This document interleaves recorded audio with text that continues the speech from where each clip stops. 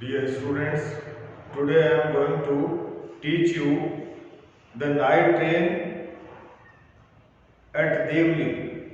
As I have already told you that this story was or this extract has been taken from Ruskin Bond's The Night Train at Devli stories, and he was born in Kasoli in 1934, and he has written over hundred short stories. And first three or four paragraphs I have taught you in the previous my lecture. Today I am taking the next part of this lecture. This was he used to travel in summer vacation. The author used to travel in summer vacation to his maternal grandmother, and now he is describing about the incident at the station Devli. And there was a girl who used to sell fruits and flowers at the station, and at Devli station the train stopped for 10 minutes. Now, what is the next paragraph? What he says, she stood by my window for some time. That girl stood by the window of the train, and for some time and neither of us said anything, and there was no interaction or there was no conversation between the author and that girl. But when she moved on, went forward, I found myself leaving my seat, and the author left the seat and going to the carriage door. And now he went to the door of the compartment, and he was very enthusiastic, and he was very eager to know all about that girl. So he went to the door of the compartment of the train and stood waiting on the platform. And then he stood there on the platform, looking the other way. And he pretended to look the other way, but he was more interested, the author was more interested in that girl.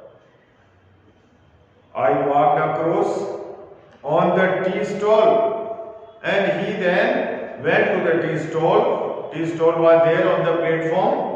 A kettle was boiling over on a small fire, and there was the tea was being prepared by the tea stall owner, but the owner of the stall was busy serving tea, and the owner of the stall was serving the tea to the passengers.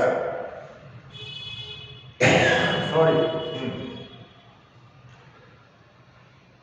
The girl followed me behind the stall, and that girl also followed the author, and she wanted to sell something to those passengers. She used to sell her material to the passengers. Do you want to buy a basket? And she was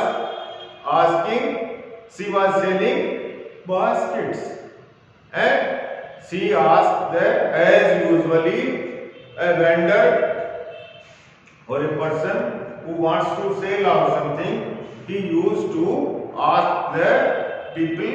So as usual, she asked the author, do you want to buy a basket? She asked, they are very strong, and she told that they are very strong, made up of the finest cane, and she, as usual, she spoke to the author that these are very strong baskets made up of strong canes, because the baskets are made up of canes. No, I said, I don't want a basket. He replied that I don't want a basket, or I don't need that basket. We stood looking at each other. Both of them were looking at each other for what seemed a very long time. It appeared as they are looking at each other for a very long time. And she said, "Are you sure you don't want a basket?" She again told to the author that, "Are you sure that you don't want a basket?" "Alright, give me one." Now, the author, the story writer, says that, "Alright, give me one of them." And I took the one on the top and gave her rupees. There were baskets on the head of that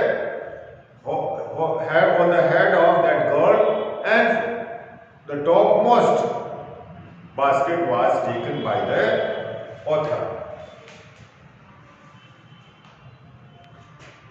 And she said,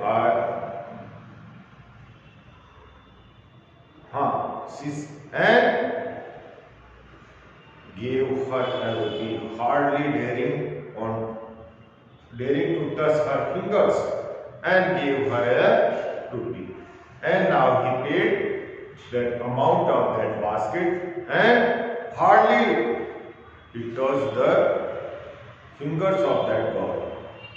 As she was about to speak, the guard blew his whistle. It is normally when the train starts to proceed, then at that time the guard whistles, and blew his whistle. She said something, but it was lost in the changing of the bell, because the bell which was rung by the station master, in the noise of the whistle and the bell, what she said, the author could not hear.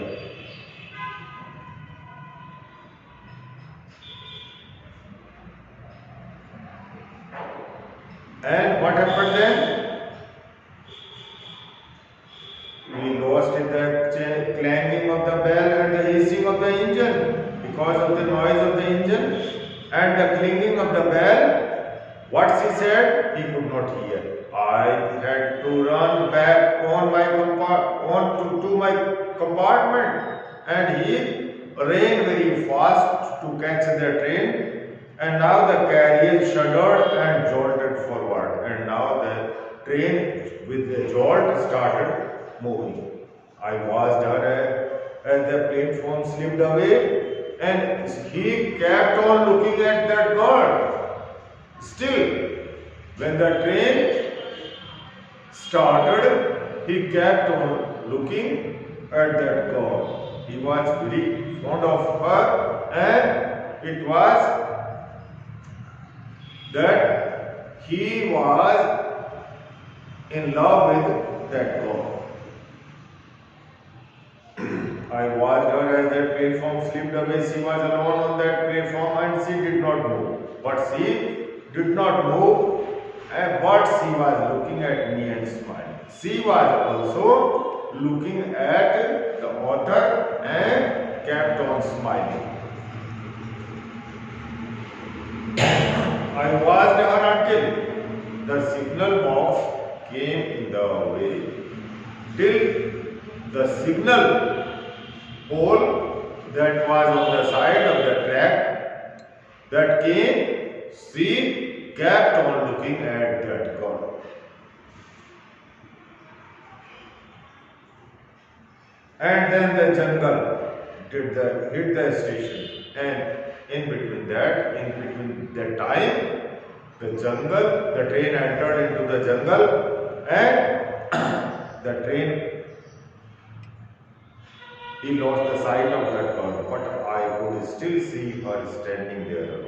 But I could still see her standing alone means he was visualizing, he was imagining that still she is there, standing and waiting for him. I sat up awake for the rest of that journey, and I sat up awake. He could not sleep. A person who is in love, he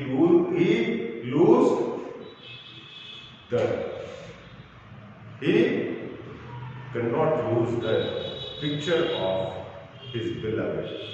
I sat up awake for the rest of the journey. I could not rid my mind of the picture of the girl's face. He could not forget.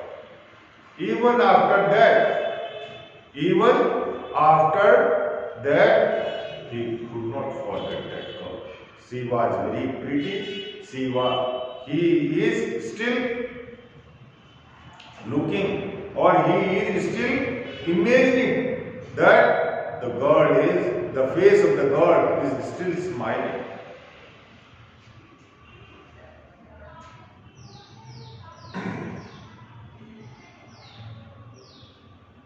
But when I reached Dera, the incident became blurred and distant. And when he reached at Dera, the incident became blurred and distant. Now what happens? As the time passes away, the visualization, he could not visualize properly the face of that God. So he says that, what he says? That now the blurred vision was there, because blurred means dhundlasa and distant means away. Now, were there other things to occupy in my mind. There were other things also in his mind, and he became very busy because of some other occupations.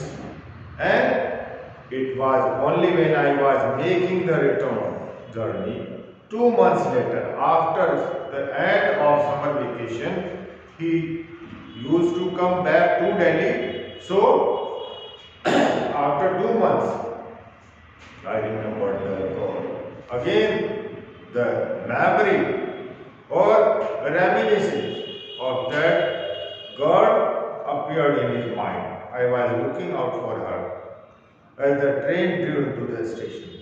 Still, he was searching, the author was searching that girl on the same station. And I felt an unexpected thrill. Thrill means enjoyment, joy. Unexpected, he was not expecting that joy. When I saw her walking up the platform, when he saw that girl coming on the platform, I sprang off the footboard and waved on her. And he sprang means jump. He jumped over the seat and he waved his hands towards that girl, signaling that he was there. I look out for her as the train drew into the station. I was looking out. He was searching for her as the train drew into the station. As soon as the train entered the station or approached the station, I felt an unexpected thrill and I saw her walking up the platform. I sprang off the footboard and waved to her. When she saw me, she smiled. As she saw the author, she smiled because she was also very fond of him and she also loved him.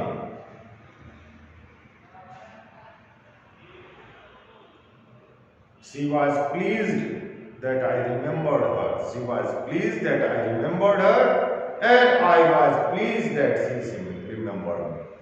Both of them remembered each other. That's why both of them smiled towards each other.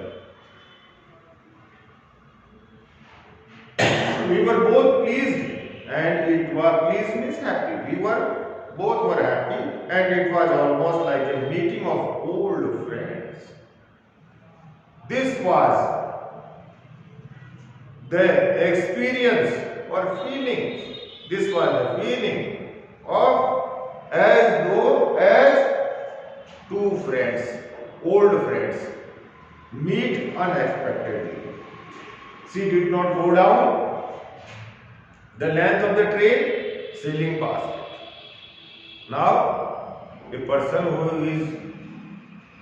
who is sailing at the station to use to travel to each compartment so that more products can be sold out. But that girl, looking at the author, she did not move on to the station to sell the baskets because both were interested in each other. And take her away with me. I felt, but came straight to the tea stall, and both of them met at the tea stall.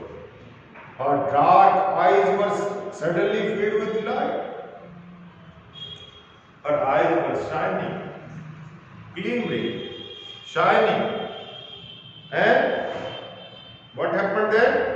We said nothing for some time, but we could not have been more alone. They sat silent. Both of them were silent, looking at each other. I felt the impulse to put her on the train there and then.